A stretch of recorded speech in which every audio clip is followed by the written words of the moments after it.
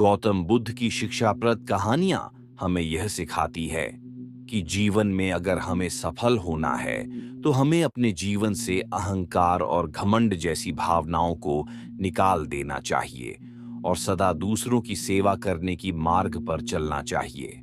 गौतम बुद्ध की सीख हमेशा हमें सही मार्ग दिखती है और इन बातों का पालन कर कर हम अपने जीवन में दुख से मुक्ति पाकर जीवन में खुशी प्राप्त कर सकते हैं। यह कहानी में गौतम बुद्ध ने कई उपदेश दिए हैं जिसे अगर आप ध्यानपूर्वक सुनते हैं तो आपका जीवन सफल और धन्य हो जाएगा। तो चलिए सुनते हैं। गौतम बुद्ध एक बार एक गांव के पास से गुजर रहे होते हैं। तभी अचानक गौतम बुद्ध को प्यास लगी तो उन्होंने अपने एक शिष्य से कहा कि हम इस पेड़ डीएच के नीचे रुकते हैं। तुम जाकर गांव का जो तालाब है वहां से पानी भरकर इस गड्ढे में लेकर आ जाओ। तो शिष्य जो था गुरुदेव की बात मानते हुए तालाब के पास पानी लाने जाते हैं और जब वह तालाब के पास पहुंचता है तो देखता है कि कुछ किसान जो है अपने जानवरों को साफ कर रहे हैं और कुछ महिलाएं अपने कपड़े धो रही होती हैं। तभी वह समझ जाता है कि तालाब का पानी गंदा है और शिष्य को समझ में नहीं आया कि इतना गंदा पानी गुरुदेव के लिए लेकर कैसे जाऊं। थोड़ी देर उसने इंतजार किया और वापस वह गौतम बुद्ध के पास चला गया और उसने गौतम बुद्ध से कहा कि माफी चाहूंगा, गुरुदेव मैं पानी लाना चाहता था लेकिन पानी इतना गंदा है कि मैं पानी भरकर ला नहीं पाया। गौतम बुद्ध ने उस शिष्य से कहा कि हम सब यही आराम कर लेते हैं, थोड़ी देर तुम भी आराम कर लो। और आधे घंटे के बाद गौतम बुद्ध ने फिर उस शिष्य से कहा कि तुम जाओ और तालाब से इस गड्ढे में पानी भरकर ले आओ। जब वो शिष्य तालाब के पास पहुंचता है और देखता है कि तालाब की जो मिट्टी थी वह नीचे बैठ चुकी है और पानी साफ हो चुका है, शिष्य ने गड्ढे में पानी भरकर वापस गौतम बुद्ध के पास आया और बोला, गुरुदेव मुझे समझ नहीं आया कि तालाब का पानी साफ कैसे, क्या हो गया। तभी गौतम बुद्ध ने शिष्य से कहा, यह बात मैं तुम्हें समझाना चाहता था कि जिस तरह तालाब का पानी आधे घंटे में साफ हो गया, ठीक ऐसा हमारा दिमाग है। और गौतम बुद्ध ने जीवन के असली दुख के बारे में भी बताया है। एक बार गौतम बुद्ध गांव में धर्म सभा को संबोधित कर रहे थे। लोग अपनी समस्याओं को लेकर उनके पास जाते और उनका हल पाकर खुशी से वह लौट जाते। उसी गांव के रास्ते के किनारे एक गरीब बूढ़ा व्यक्ति भिक्षा मांगने के लिए बैठा रहता है और धर्म सभा में जाने वाले सभी लोगों को ध्यान से देखते रहता है। वह गरीब व्यक्ति देखता है कि सभी लोग अंदर तो दुखी जाते हैं पर जब वापस आते हैं तो बड़े प्रसन्न दिखाई देते हैं और यह चीजें देखकर वह गरीब व्यक्ति बहुत ही आश्चर्यचकित हुआ।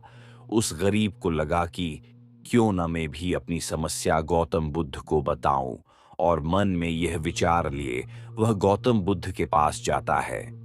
जब वह गरीब व्यक्ति वहां पहुंचा तो उसने देखा कि सभी लोग अपनी समस्या गौतम बुद्ध को बता रहे होते हैं और गौतम बुद्ध मुस्कुराते हुए सबकी समस्या हल कर रहे होते हैं। और जब उसकी बारी आई तो उसने गौतम बुद्ध को प्रणाम किया और कहा कि भगवान, इस गांव में सभी लोग खुश और समृद्ध हैं, मैं ही क्यों गरीब हूं। गौतम बुद्ध मुस्कुराते हुए उस व्यक्ति को बोले, क्योंकि तुमने आज तक किसी को कुछ नहीं दिया। तब वह व्यक्ति बोला, भगवान मेरे पास दूसरों को देने के लिए क्या होगा, मेरा स्वयं का गुजारा बड़ी मुश्किल से हो जाता है और लोगों से भिख मांगकर मैं अपना पेट भरता हूँ। गौतम बुद्ध बोले, तुम बड़े अज्ञानी हो, ईश्वर ने बांटने के लिए तुम्हें बहुत कुछ दिया है और तुम्हें मुस्कुराहट दी है जिसे तुम आशा का संसार कर सकते हो, मुंह से अच्छे शब्द बोल सकते हो, दोनों हाथों से लोगों की मदद कर सकते हो। और ईश्वर ने जिसे यह तीन चीजें दी है वह कभी गरीब और निर्दयी नहीं हो सकता है। और निर्धन का विचार सिर्फ आदमी के दिमाग में होता है और यह एक भ्रम है, इसे दिमाग से निकाल दो। गौतम बुद्ध की यह बातें सुनकर उस व्यक्ति का चेहरा चमक उठता है और वह समझ जाता है कि दुखी और गरीब होना एक भ्रम है, ना कि वास्तविकता होती है। इस कहानी से हमें यह सीख मिलती है कि हम जैसा सोचते हैं वैसे ही हम अपने जीवन में बनते हैं। इसीलिए अपने जीवन में अच्छे विचार और सोच का होना बहुत जरूरी होता है।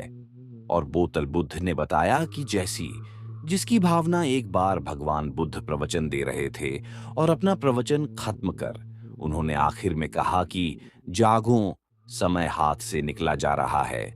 और सभा खत्म होने के बाद उन्होंने अपने प्रिय शिष्य आनंद से कहा कि चलो कुछ देर घूम कर आते हैं। आनंद बुद्ध के साथ चल दिए। जब दोनों सभा मंडप के मुख्य द्वार तक पहुंच गए थे कि वो दोनों मुख्य द्वार के एक किनारे खड़े हो गए और प्रवचन सुनने आए।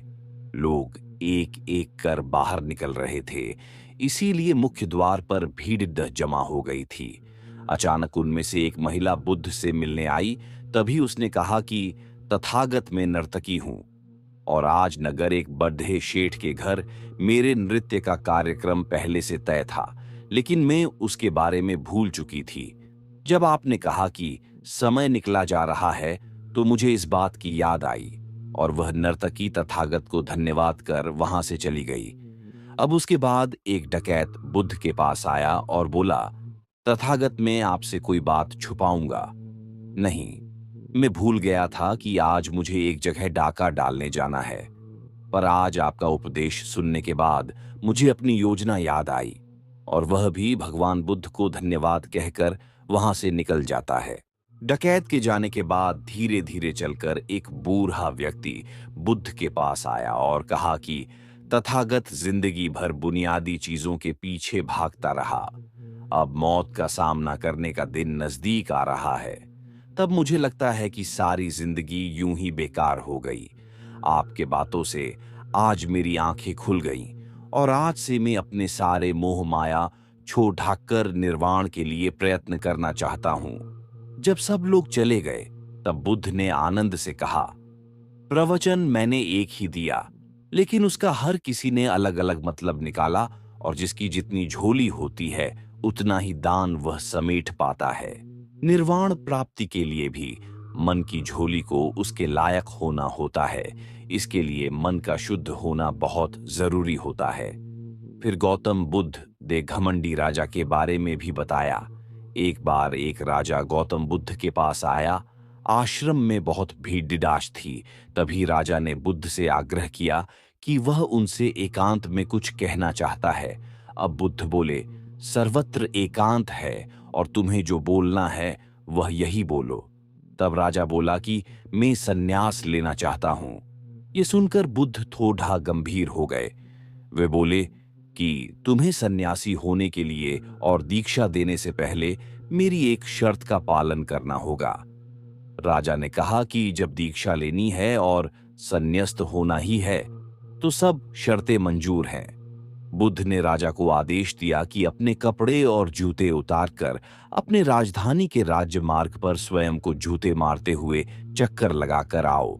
अब राजा ने वही किया और उसके चले जाने पर शिष्यों ने बुद्ध से कहा कि जब हम दीक्षा लेने आए थे तब आपने ऐसी कठोर शर्त नहीं लगाई थी और आप स्वयं करुणा अवतार है। फिर राजा के साथ ऐसा कठोर व्यवहार क्यों? जब तुम लोग सन्यास लेने आए थे तो तुम्हारे अहंकार बहुत बढ़ा नहीं था, इसलिए तुमसे द्वार द्वार भिक्षा मांगकर ही काम बन गया था। पर यह तो राजा है और इसका अहंकार भी बढ़ा है, इसीलिए महारोग की दवाई भी अधिक शक्तिशाली होनी चाहिए। और राजा जब इस दशा में अपने ही प्रजा के सामने से गुजरेगा तो उसका अहंकार खत्म हो चुका होगा। राजा ने शाम तक शर्त पूरी कर ली और बुद्ध के पास आकर कहने लगा, तथागत मुझे दीक्षा देकर अब तो संन्यस्त करे। तभी बुद्ध ने राजा के सर पर मुकुट रखा और कहा कि अब तुम्हें संन्यास लेने की जरूरत नहीं है। अब तुम जाओ और स्वामी भाव छोड़ डाकर सेवक भाव से राज्य करो। इस कहानी से हमें यह सीख मिलती है कि कभी भी जीवन में ज्यादा घमंडी नहीं बनना चाहिए। क्यों? कि वही हमारे दुख और असफलता का कारण होता है। आपको गौतम बुद्ध की कहानियां कैसी लगी हमें कमेंट करके जरूर बताएं और ऐसे ही अच्छी कहानियां पढ़ने के लिए के साथ आपका धन्यवाद।